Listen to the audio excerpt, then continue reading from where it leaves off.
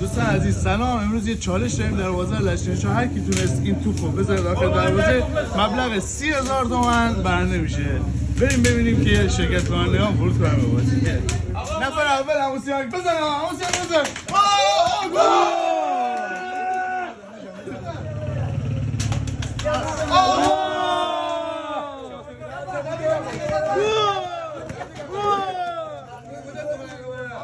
نفر بعدی آقا بزن. بیا آقا بزن. بزن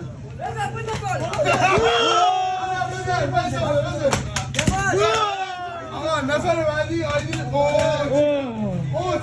نفر بعدی آقا میسم بزن. ماشاءالله آقا میسم گل زد توی این راسته. 1 2 3 4 5 6. نفر بعدی بزن. بزن دیگه. بزن.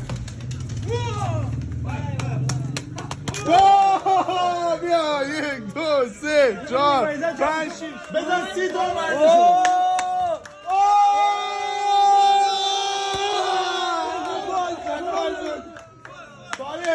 آقا نفر بزن. آقا گل بزن 30,000 تومن بگیر. این همه نفر بعدی سینا میخواد بزن. سینا بزن. بزن.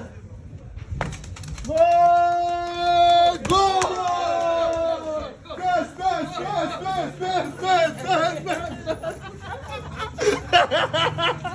بعدی بزن. آقا بزن. آقا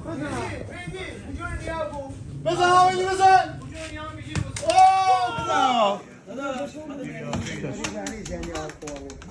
نشد آقا قسمت شما نبود.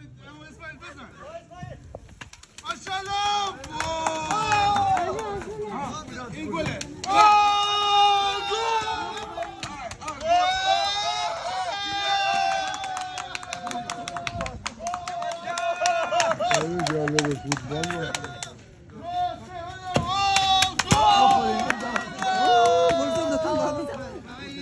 بزن.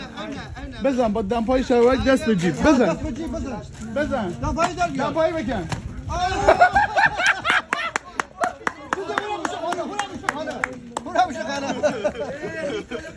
شما همیشه تموم شد. مرسی از شما که ما رو دنبال میکنید، لایک میکنید، کامنت میذارید.